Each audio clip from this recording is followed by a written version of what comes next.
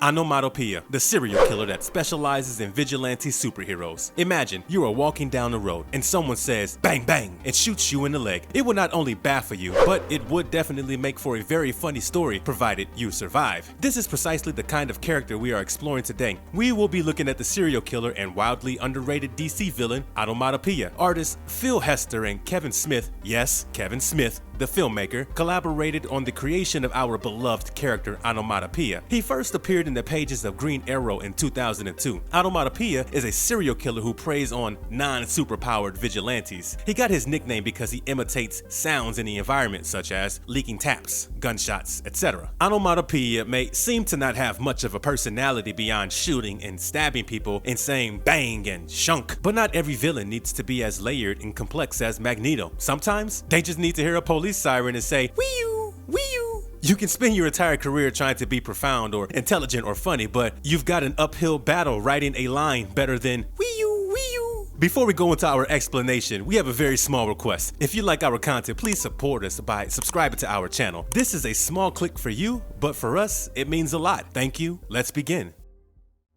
His first comic book appearance. We see Onomatopoeia make his first appearance in the Green Arrow comic Feast and Foul, published in 2002. It starts with Stargirl informing Black Canary at JSA headquarters in Manhattan that Green Arrow has arrived to take her out for dinner. Dina rushes downstairs after learning that Courtney left him alone downstairs with Hawkman. She is afraid that the two ideological rival superheroes will kill one another. However, instead of witnessing a fight, she finds them smiling and joking around as if they were best friends. Dina and Ollie go out to dinner and she reveals her recent dating history, which includes Ra's al Ghul and her then JSA teammate Dr. Midnight, which makes Oliver jealous. Later, Ollie acknowledges that going on a date with Dina is terrifying to him. Canary is first put off by this, but Arrow later confesses that she was one of his key motivations for trying to resurrect from the dead. Carter warns him to proceed with caution with her because she is still adapting to Ollie's return from the dead. The Riddler and his minions arrive before they can continue their talk, hell-bent on robbing the restaurant's patrons and interrupting their meal. Ollie and Dina leap into action and dispatch the Riddler and his henchmen with ease. They then retreat to Dina's room at JSA headquarters for a romantic night. The following day, Ollie wakes up and prepares to depart, only to be met by Hawkman. This issue also introduces The Sounds of Violence, Smith's final story arc in the book during his first run. Meanwhile, the Green Arrow comic takes us to Philadelphia, where we see a villain known as Onomatopoeia using the power of his voice to slay a rookie superhero known as Virago for the first time. The enigmatic Onomatopoeia is introduced as a serial assassin who targets non-powered costumed heroes.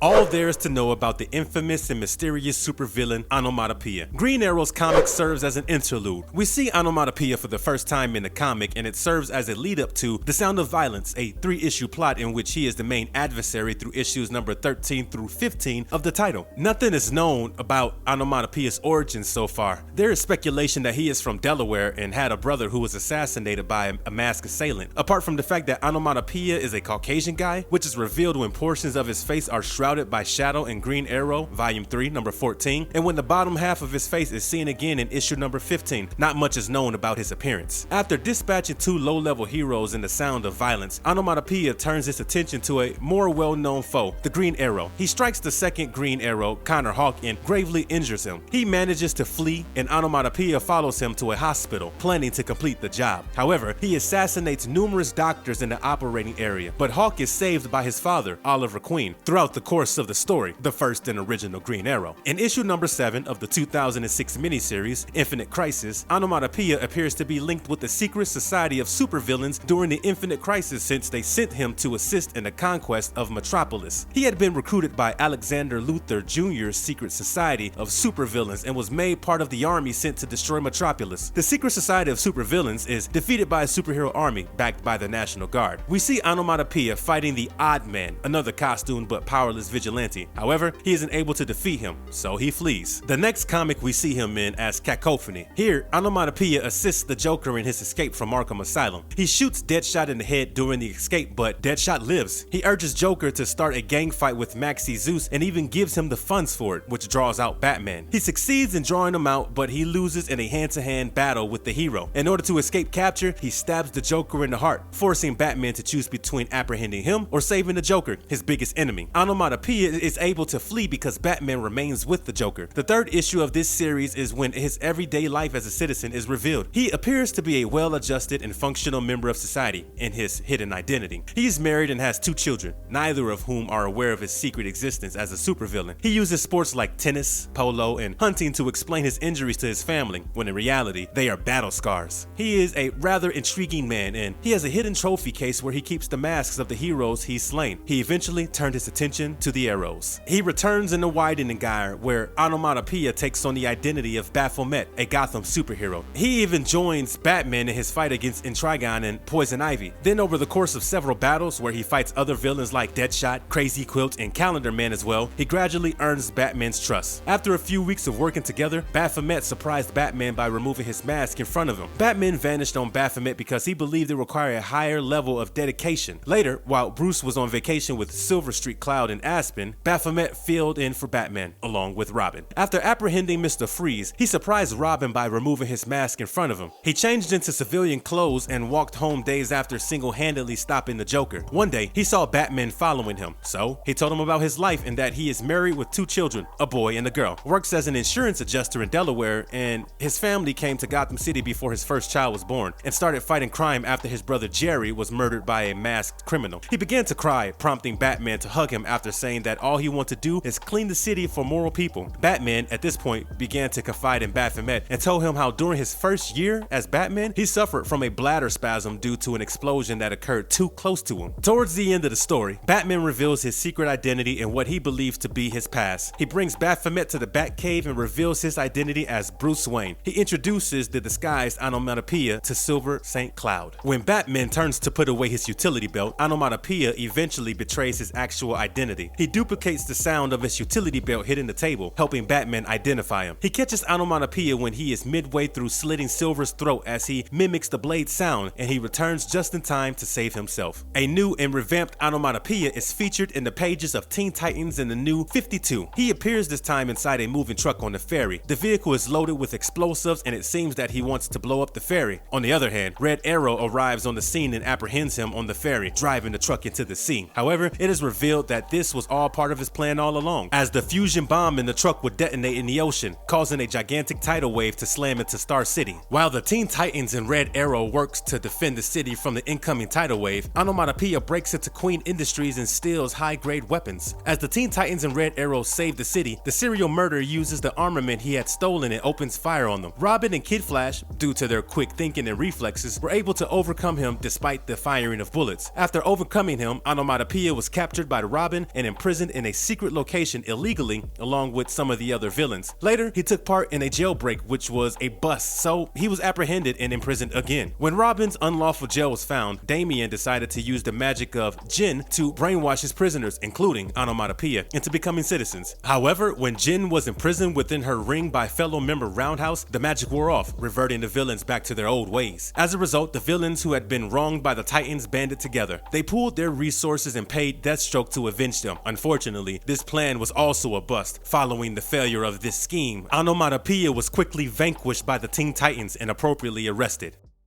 What makes him so deadly? It's unclear whether Onomatopoeia is a metahuman, yet it makes us wonder since he took hits from 6 arrows without halting in his fight with Green Arrow. He received 2 to 1 on his shoulder, 1 fatally through his breast, 1 between the first and middle knuckles of his right hand, 1 through his right foot, and 1 in the palm of his right hand, none of which slowed him or even impaired his manual dexterity. He took a 7-story tumble from the roof of Star City Hospital after being shot and yet managed to flee before Green Arrow could find him. He's also tough enough to withstand direct blasts and fires that would kill unarmed people. Despite the fact that he isn't a metahuman, it is only logical to believe that he is enhanced in some way or another. Furthermore, we see that Onomatopoeia is a highly talented fighter and athlete, especially in hand-to-hand combat. He is a skilled marksman and weapons specialist as well. He is, of course, a great manipulator and liar, as well as a remarkably brilliant villain. It is unknown if Onomatopoeia possesses any superhuman talents or powers, given his capability to withstand extraordinarily high levels of harm with minimal visible impact. impact, he may be superhumanly durable, but this is unverified. He always has 2 semi-automatic pistols, a sniper rifle, and an army knife on him. He has occasionally been seen using other weapons like an axe or crossbows. His marksmanship is so good that it has been compared to that of Deadshot. He appears to be highly clever as well, having planned the Joker's escape in order to bring out Batman and escape capture by inflicting a near-fatal wound on the Joker, distracting Batman. His standard supervillain attire includes black gloves, jeans, a shirt, a large black trench coat, and an oversized black hood with concentric white rings. It is revealed in Batman Cacophony that he collects the masks of heroes he kills and keeps them in a trophy case in his secret identity's home. What is most interesting about him is that when he's dressed up, Onomatopoeia only communicates in onomatopoeias. He copies the sounds surrounding him. It's unclear whether his impersonation is accurate, such as whether he simply repeats the phrase blam or produces the sounds of a gun being discharged. As Baphomet, he has demonstrated that this is not a necessity for him, but rather a personal reference, which I feel is very iconic. He just chooses to not use words and speak in sounds. I highly doubt any other villain can evoke so much while saying so little. He is such an underrated supervillain in the DC comic verse. I would love to see more of him in other projects. A comic focusing entirely on his time as Baphomet will also make for an excellent read. An origin story might be too much of an ask, but I know it would be marvelous. I want to know his thought process and what motivates him. So with that being said, if you liked our content, don't forget to leave a like and subscribe to us if you haven't already. Have a good one and be safe. Thanks everyone.